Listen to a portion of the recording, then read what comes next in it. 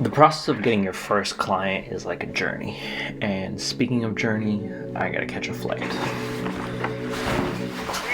All I ever wanted was a two-tone. Big face, now we shopping for the new home. Big place, better not walk in with your shoes on. Big business, I didn't get it with no suit on. Now the roof gone, let her hair blow in the wind. But they all getting nervous with the money we spend. Yeah, they all wanna judge you when the road we click. But it's funny, I remember when they all jump shit. Yeah, they know where we came from, but watch where we take it. Yeah, I know I came from, but watch where we.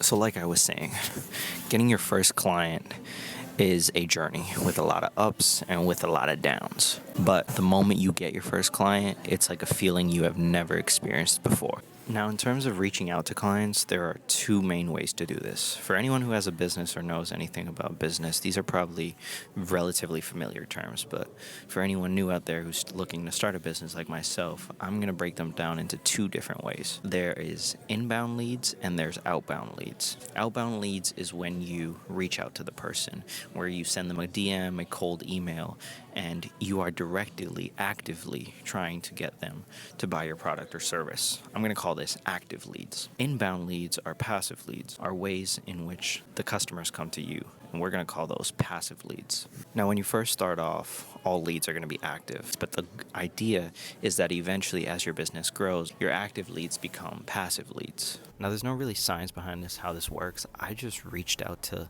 literally anybody who I wanted to work with. But now what? What do you say to them? This is where the first problem arises. They don't know who I am. They don't know what I do. So why would they trust me? Since I'm at the airport, I'm going to give you an example that may relate to flying. Imagine you and your friends are trying to book a dream vacation, but you don't know anything about any airlines. You don't know which ones are good, and you don't know which ones are bad.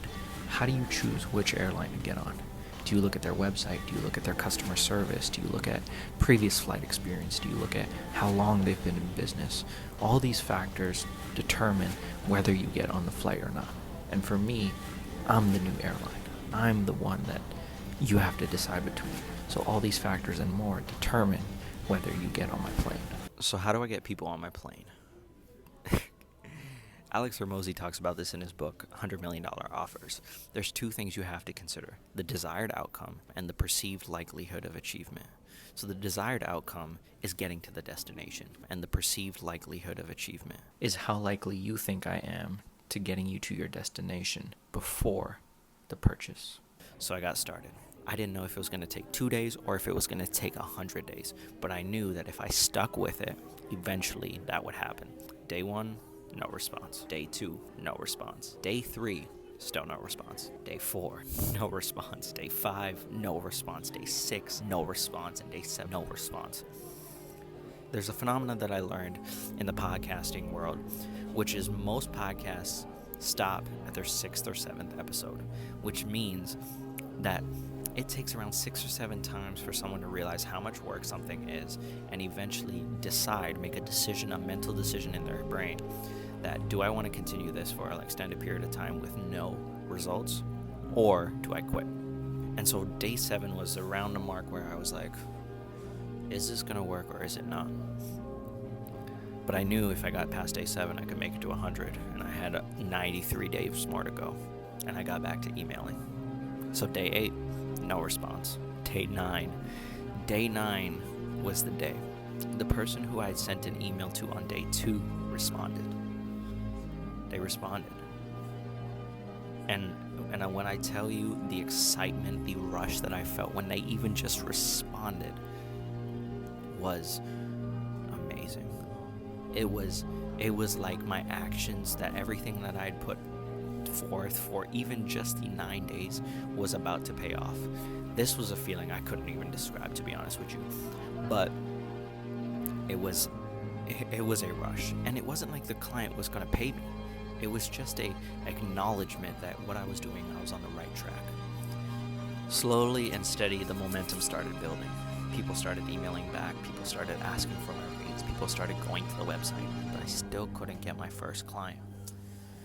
And so I started reevaluating. I started figuring out ways. And one thing I will say is through this time period of like 2 weeks, 20 days-ish, I figured out how to also deliver the service in a very effective manner. And which I think is very much valuable because I got my reps in before I had the first paying client. So I was able to figure out the strategies for certain issues that were going to come up no matter what, and able to fix those over these 20 days. And on day 33, yes, more than a month, on day 33, somebody who had seen the video that was posted on day 2's client or day 2's person, they reached out and they said, hey, I love the video that you did for so-and-so, would love to do something similar. I asked them what they needed, and it was very similar to what I had been doing for the last 33 days. We went back and forth in email for a little bit, talking about how to fulfill and what services they needed.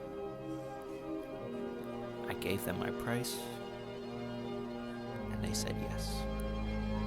I sent them an invoice, and on day 33, the client that I reached out to on day 2, somebody from that who had seen those results came, and that was my first client. Jumped out the porch, I ain't looked back since. We taking the torch, you ain't gotta pass it. We got the city, but want the Atlas. Big bag flipping and dashing on fast whips. Just face it, yeah. Yeah, they know where we came from, but watch where we take it. Yeah, I know I came from, but watch where we